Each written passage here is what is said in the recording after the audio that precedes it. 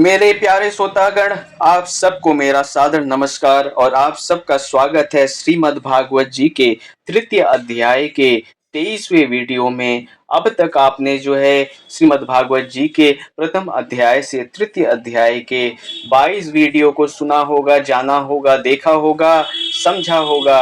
अगर नहीं देखा समझा है तो प्लेलिस्ट में जा करके आप अभी जो है पूरे 22वें वीडियो को सुन सकते हैं, जिससे आप जो है श्रीमद् भागवत जी की कथा को प्रारंभ से समझ पाएंगे। और तृतीय भाग में मैं जो आज आगे की कथा का वर्णन करने जा रहा हूँ इस 23वें वीडियो में, इसके बारे में भी आप जो है उससे संबंध कर पाएंगे। अब तक आपने जाना था कि किस तरह करके जो है हमारे शरीर की कृत्य, आत्मा और परमात्मा का मिलन होता है, कैसे जन्म होता है शरीर का। इसके बाद आगे की कथा यह है, पुनः कपिल मुनि बोले कि अब मैं सबीज ध्येय स्वरूप के आलंबन से युक्त योग का लक्षण बताता हूँ। कपिल मुनि आगे कहते हैं, इस योग को अपनाने से जीव अपना चित्त परमात्मा में लगा देता है। जीव को यह चाहिए कि वह संयम नियम अपनाकर अपने चित्त को विषय वासनाओं से पार करे।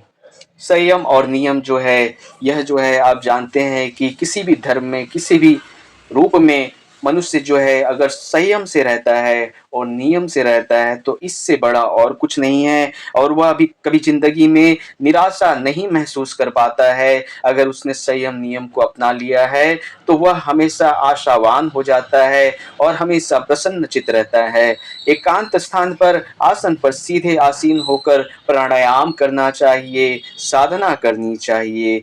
एकांत स्थान इसलिए कहा गया है ताकि आपको जो है आपके चित्त को अनुकूलित, आपके चित्त को शांत करने में आप जो समय लगा रहे हैं वह किसी और के माध्यम से कहीं जो है उसमें कोई बाधा ना आ जाए। इसलिए एकांत भाव से, एकांत समय में और एकांत जगह में ही प्रभु की साधना, स्थापना और प्राणायाम साधना करनी चाहिए। प्राणायाम से चित्त सुवर्णमय हो जाता है। फिर भगवान का ध्यान करें। इस ध्यान में भगवान की सुषमा का स्मरण करें और भगवान का शरीर नील कमल में चमकने वाले हैं और श्री वत्स के चिन्ह उनके वक्ष स्थल में हैं और उनके नेत्र जो है आपको आनंदित करने वाले हैं और कौस्तुभ भमड़ी उनके गले में सुशोभित हो रही हैं। देखिए किस तरह करके प्रभु के रूप का वर्णन किया जा रहा है यहाँ पर। और श्री वत्स के चिन्ह से उनके वक्ष स्थल पर है। उनका स्वरूप इतना अत्यंत मनमोहक है। उनके नेत्र, वह नेत्र जो है आपको आनंदित कर देंगे। आप अपने आप को थोड़ी देर के लिए प्रभु के नेत्रों में जो है अपने आप को समर्पित कर दीजिए। देखिए अगर आपको आनंद नहीं दिखता है तो क्या दिखता है, क्योंकि प्रभु का जो स्वरूप है, प्रभु का नेत्र है, वह आनंद स्वरूप है, वह आनंद सागर है। अपने शरीर के समस्त कष्टों को जो है आप उसमें डुबकी लगाकर दूर कर सकते हैं। भगवती भागीरथी भगवान के चरणों को धोवन से धो निकली है। भगवती भागीरथी माता जो है वो भगवान के चरणों को धोते हुए भगवान के चरणों से निकली है। उनकी नाभि में ब्रह्मा का निवास कमल प्रकट हुआ है और उनकी नाभि से कमल जो प्रकट हुआ वह जो है प्रभु ब्रह्मा का निवास स्थल है। प्रभु ब्रह्मा जो है उस पर निवास करते हैं। उनके चरणों में माता लक्ष्मी जी रत रहती हैं और हमेशा चरण सेवा करती रहती है। उनकी बाहुओं में अतुल तेज है। भगवान श्री हरि का मुख तेज से, अनुपम छवि से, भ्रमर से भूषित कमल का भी तिरस्कार कर रहा है। अर्थात जो कमल है जिसके ऊपर भौरे मंडरा रहे हैं उसकी खूबसूरती को भी जो है प्रभु श्री हरि का मुख जो है उसका तेज जो है उसकी खूबसूरती को भी जो है हार मानने पे विवश कर दे रहा है। उनकी चितवन से प्रसाद की वर्षा हो रही है। इस तरह श्री हरि का जो स्वरूप साधक निरंतर ध्यान करता है, उनके चित्त और स्वरूप का हमेशा वर्णन करता है, उनके चित्त में और भक्ति में लीन रहता है, ऐसे साधक को मेरा प्रणाम है। और ऐसे साधक को जो है जीवन में कभी भी काम, क्रोध, मद, लोभ, अहंकार, दुख, तकलीफ और इन सब चीजों का जो है कोई भय शोक नहीं रहता। इन सब चीजों के बारे में कोई सोच नहीं रहती है, क्योंकि वह भगवान की सेवा में, भगवान के चरणों में जो है हमेशा खोया हुआ रहता है। आगे चले और समझे। इसके बाद देवहूति ने कपिल मुनि से पूछा, भक्ति योग मार्ग क्या है प्रभु? जीवन लोक की विविध गतियां कैसे होती हैं और समर्थ काल का स्वरूप कैसा है? तो आगे की कथा जानते हैं, जिनमें देवहूति जो है कपिल मुनि से पूछती है कि भक्ति मार्ग क्या है प्रभु, ये भी बता दीजिए। तो कपिल मुनि जी का उत्तर है कि भक्ति के अनेक मार्ग है। मुख्य रूप से भक्त स्वभाव के कारण तीन भेद हैं। मुख्य रूप से जो भक्त हैं उनके स्वभाव के कारण तीन भेद हैं। वह तीन भेद क्या क्या है? सात्विक, राजस और तमस। तामस जो है, तामस भक्त वह हमेशा क्रोध में रहता है, हमेशा क्रोधित रहता है। तामस भक्त को क्रोध आता है, वह तामसिक भोजन में जो है अपने आप को लीन करता है। तामसिक भोजन मतलब मांस मदिरा वगैरह का सेवन करना, क्रोध करना और जो है उनमें जो है लिप्त रहना। ईर्ष्या उनमें वास करती है, यद्यपि ईश्वर में वह भी अनुराग रखता है। ऐसा नहीं है कि जो तामस भक्त है वह ईश्वर में अनुराग नहीं रखता। तामस भक्तों में आपको पता है कि श्री भैरव बाबा जी, जो माता वैष्णो देवी के हाथों जिनका उद्धार हुआ, वो तामस भक्त थे।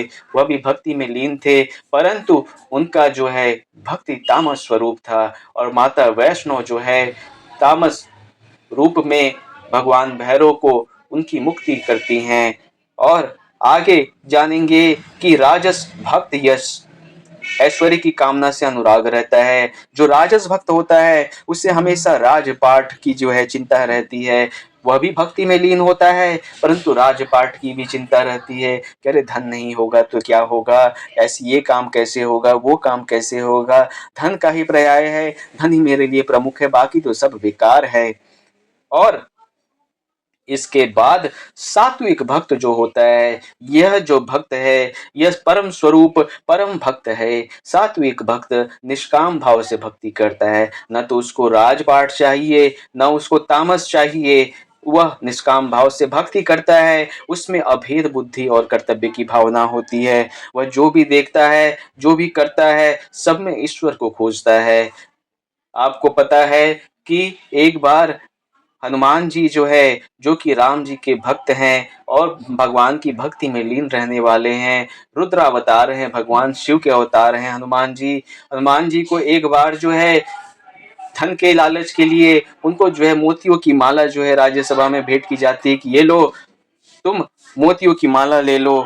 तो हनुमान जी क्या करते हैं, उस मोती की माला को तोड़ देते हैं और तोड़ते हुए देखते हैं कि हर एक माला, हर एक मन का, हर एक मोती में श्री राम जी हैं क्या।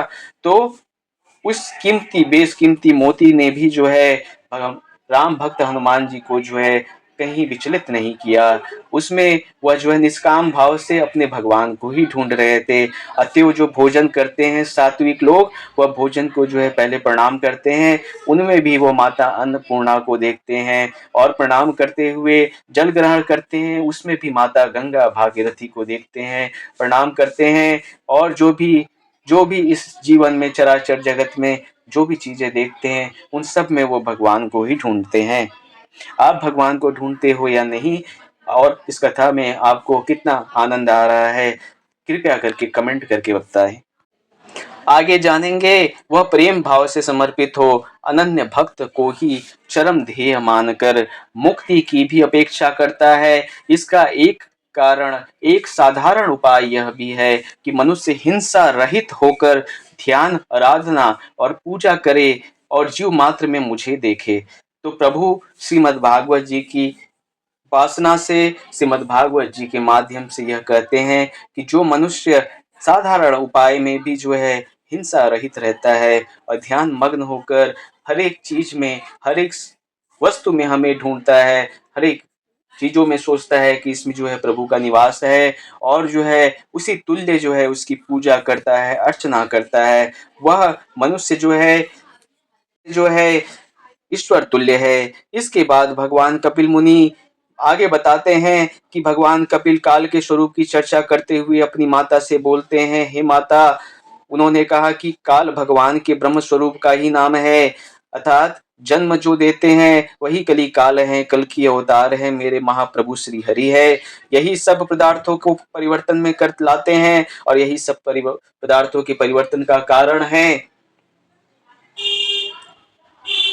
यह काल सबसे अधिक शक्तिशाली है, स्वयं नियंता है और सब प्रकार से स्वतंत्र है। यह काल चराचर की उत्पत्ति, स्थिति और लय का आधार है।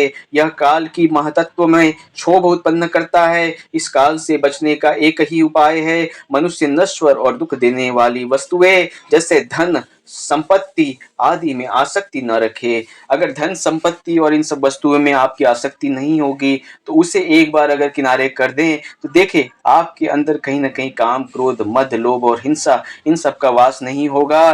क्योंकि अगर धन और संपत्ति की आपकी लालसा नहीं है, कामना नहीं है, तो हे भक्त, आप यही सोचोगे कि किसी तरह करके रोज 2 रोटी का निर्वाह हो जाए, पेट चल जाए और मुझे रहने के लिए जो है छत मिल जाए। छत न मिले तो पेड़ की छाया और जंगल चराचर, चराचर जंगल में जो है भोजन, फल, कंद मूल सब कुछ है और इसे ही खाकर मनुष्य की पिछली योनि, मनुष्य की जो है प्रारंभिक प्राचीन योनि जो है वनमानुष की योनि जो थी, वह जो है इस जंगल में कंद मूल खाकर और निश्चिंत रहकर ही जो है अपने जीवन का यापन करती थी। सभ्यता के साथ साथ आज हम जो है बहुत धनी तो हो गए हैं, बहुत धन और संपत्ति, बुद्धि, विवेक रखने वाले हो गए हैं और बहुत ही जो है सभ्य हो गए हैं। परंतु सभ्यता जैसे जैसे आगे बढ़ी वैसे वैसे लालच और क्रोध भी जो है आगे बढ़ा और उसके कारण ही जो है आप चारों तरफ जो भी अन्याय देखते हैं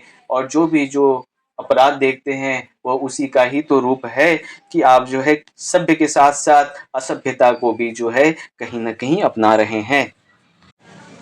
भागवत भक्ति भजन जो है इतनी आसान नहीं है और इतना ही संयम अगर आप में है तो आप कथा को जरूर सुनेंगे, समझेंगे, जानेंगे और अपने आप को जो है भगवत में रुचि लगाएंगे। ऐसा कुछ जरूरी नहीं कि आप कोई भागवत समागम में जाए, भागवत कथा सुने, यूट्यूब के माध्यम से या मेरे माध्यम से भागवत कथा को सुने। आपको जब भी समय मिले श्रीमद् भागवत जी का एक किताब जो है अपने पास रखे और समय के अनुसार ट्रेवल करते हुए, यहाँ वहाँ जाते हुए जब समय मिले एक चौपाई, एक पैराग्राफ पढ़ ले, बस उसमें ही आपका कल्याण हो जाएगा। और धीमे धीमे ही जो है बूंद बूंद से सागर भरता है, वैसे ही जो है बूंद बूंद, पैरा पैरा पढ़ते पढ़ते जो है श्रीमद् भागवत जी की समस्त कथा जो है आप पढ़ लेंगे और उस ज्ञान के सागर में जो है डुबकी लगाकर संसार के भव सागर से पार हो जाएंगे। प्रेम से बोलिए वृंदावन बिहारी लाल की जय। आपको मैं बता नहीं सकता हूँ कि भगवान के स्मरण और चिंतन, पूजन से और भगवान के जो है पठन पाठन, उनकी कथा को सुनने, बोलने से कितने आनंद की प्राप्ति होती है। यह आनंद जो है वर्णनीय नहीं है। यह आनंद आपको जो है वर्णन के द्वारा नहीं, आप अगर इसे करेंगे तभी आपको इस आनंद के बारे में पता चलेगा। उन्होंने कहा कि काल भगवान ही ब्रह्म स्वरूप हैं और इस काल से बचने का एक ही उपाय है कि आप जो है ईश्वर को याद करें। यमदूत वासनाओं में आसक्त प्राणी को अत्यंत कष्ट देते हैं। जो यमदूत होते हैं वो वासना में जो प्राणी होते हैं उनको तो अत्यंत कष्ट देते हैं, क्योंकि भाई उनको तो यही सोच रहती है कि धन, परिवार और जो है पैसा, रुपया, लोभ और जो हिंसा करना, ये सारी चीजें करना, अरे अब तो मेरा ये सब कुछ छूट जाएगा, अब तो मैं जा रहा हूँ। और यमदूत जब उनके प्राण लेते हैं तो उनको बहुत कष्ट होता है। परंतु इन सब से परे जो होता है उसे न तो जीवन का मोह होता है, न जीवन को जो है वो त्यागना चाहता है। वो हर एक अवस्था में जो है प्रभु का ही है और प्रभु को ही याद करता है। यमदूत के हाथ में पड़ा हुआ वह जीव भूख, प्यास, गर्मी, सर्दी आदि से बेचैन होकर तड़पता है। मनुष्य जन्म लेकर जीव को अपने भावी जीवन के विषय में सोचना चाहिए। विषयों में ग्रस्त सभी प्राणी यमलोक में जाकर अपने किए हुए कर्मानुसार दुर्गति को प्राप्त करते हैं और दुर्गति के पात्र बनते हैं। उनके रौरव आदि नरक में निवास करते हैं। अतिरिक्त शुकर, कुकर आदि योनियों में जन्म लेने के बाद, भुगतने के बाद भगवान की कृपा से मनुष्य की योनि प्राप्त होती है। शुकर, कुकर जानवर 84 लाख योनियों में जन्म लेते हुए आप जो है हर एक योनि को पार करते हुए, हर एक योनियों का आनंद लेते हुए आप जो है मनुष्य योनि में आते हैं कि अच्छे कर्मों को करते हुए जो है इस योनि के बाद आपको वापस न जन्म लेना पड़े, आप जो है प्रभु के आत्मा में लीन हो जाए, परमात्मा में लीन हो जाए, उनके चरणों में लीन होकर वैकुंठ को प्राप्त करे। परंतु आपका जो कर्म है दुख ही है जो आपको पुनर्जन्म करवाता है और फिर से आप 84 लाख योनियों को तय करते हुए तब जाकर वापस मनुष्य की योनि में आते हैं। और उस योनि में अगर आप अच्छा कर्म करते हैं तब आपको वैकुंठ की प्राप्ति होती है, अन्यथा वह 84 लाख योनियों का सफर फिर से आपको करना पड़ता है। इस तरह करके मनुष्य योनि की प्राप्ति को आप जो है पाकर गर्वान्वित महसूस करें। और मनुष्य योनि को पाने के बाद जीव आगे क्या करता है, किस तरह अपने जीवन को संवारता है, समझता है, और श्रीमद् भागवत जी के तृतीय अध्याय की आगे की कथा को हम जो है जानेंगे। और इसके अगले भाग में जो है श्रीमद् भागवत जी की तृतीय अध्याय की जो कथा जो है संपूर्ण रूप से समाप्त हो जाएगी और हम चतुर्थ अध्याय में जाएंगे। पर यहीं पर मैं तृतीय अध्याय की कथा को विश्राम देता हूँ ताकि आपको जो है वीडियो कम समय में आपको उसका आनंद मिले और आप जान पाए कि तृतीय अध्याय की कथा समय और सुलभता के साथ समझे, सीखे और उनसे उपदेश ले। यहीं पर कथा को विश्राम देते हुए प्रभु की आज्ञा के साथ, आप सबकी आज्ञा के साथ, वृंदावन बिहारी लाल की आज्ञा के साथ कथा को विश्राम देते हुए कहता हूँ राधे राधे।